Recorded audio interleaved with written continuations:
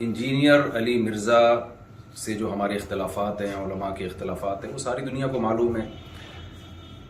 جناب انجینئر علی مرزا کے نظریات سے ہم متفق نہیں ہیں، میں جہلم بھی گیا اسی سلسلے میں، لیکن جب تک دلائل کا جواب دلائل سے چل رہا تھا معاملہ ٹھیک تھا۔ اب ایک فتویٰ آیا ہے سامنے جو بڑا پھیلایا جا رہا ہے، ایک مولانا صاحب کی طرف سے فتویٰ دیا گیا کہ جی انجینئر صاحب کا قتل جائز ہے۔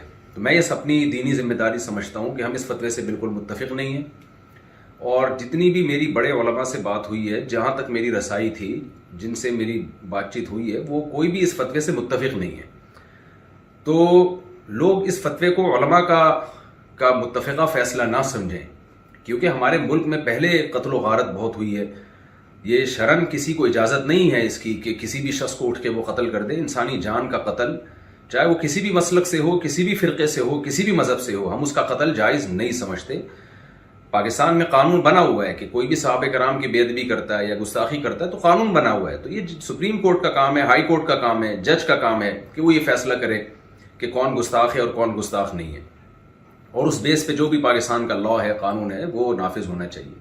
لیکن یہ جو ایک فتویٰ دیا گیا ہے کہ جی اٹھ کے قتل کر دیا جائے، یہ بالکل ٹھیک نہیں ہے۔ میرے 20 اختلافات ہیں انجینئر علی مرزا سے، میرے کیا، اہل سنت والجماعت کے علماء انجینئر علی مرزا کے عقائد کو درست نہیں سمجھتے، لیکن قتل و غارت کے فتوے دینا، انسانی جان غیر محفوظ ہو جائے ہمارے ملک میں، یہ بالکل جائز نہیں ہے۔ ہم اس کی پرزور مذمت کرتے ہیں، اور اس کو علماء کا فتویٰ نہ سمجھا جائے۔ ایسا نہ ہو کل کوئی سرپھرا اٹھے اور کسی انسان کو قتل کر دے گستاخی کی بیس پہ، بے ادبی کی بیس پہ، تو یہ بالکل غلط ہے۔ ہم اس کی بھرپور طریقے سے مذمت کرتے ہیں، اور علماء بھی، جہاں تک میری رسائی علماء سے ہوئی ہے، وہ بھی اس عمل کو جائز نہیں سمجھتے۔ تو ملک میں امن کی کوشش کریں، اور دلائل کی دنیا میں رہ کے ہی بات کی جائے گی، اس سے آگے بڑھنے کی کوشش نہ کریں، قانون اپنے ہاتھ میں لینے کی قطعاً کوشش نہ کریں۔ یہ جو ریسنٹلی فتویٰ آیا ہے اور سوشل میڈیا پہ پھیلایا جا رہا ہے، بالکل غلط ہے۔ قرآن و سنت کی روشنی میں اس فتوے کا کوئی سر نہیں بنتا، اور وہ پھر یہ ہے کہ ذرا سی کسی کی بات، زبان سے کوئی لفظ نکلتا ہے نا، لوگ اس کو پکڑ لیتے ہیں۔ جنید جمشید کے ساتھ ہوا، مولانا طارق جمیل صاحب کے ساتھ ہوا، اور سیالکوٹ کا جو واقعہ ہوا تھا، ہم تو یہ جو واقعات تھے، ان کے زخم ابھی چاٹ رہے تھے کہ جناب ایک اور فتویٰ مارکیٹ میں آ گیا کہ جی فلاں کو قتل کر دیا جائے۔ یہ بالکل درست نہیں ہے۔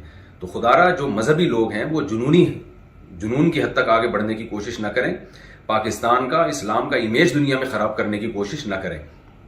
اس سے ملک میں نقصان ہوگا اور قتل و غارت کا میدان گرم ہوگا۔ تو یہ بالکل غلط ہے۔ لہذا میں ابھی نیچے آیا ہوں گھر سے اتر کے، صرف اس کلپ کو ریکارڈ کروانے کے لیے، کیونکہ مجھے نہیں معلوم تھا کہ اس طرح کا سوشل میڈیا پہ کوئی فتویٰ پھیلایا جا رہا ہے۔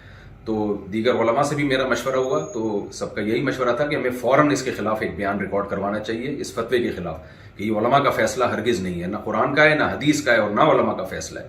اس سے ملک میں فساد پھیلتا ہے، اور اللہ تعالیٰ فساد پھیلانے والوں کو پسند نہیں کرتے۔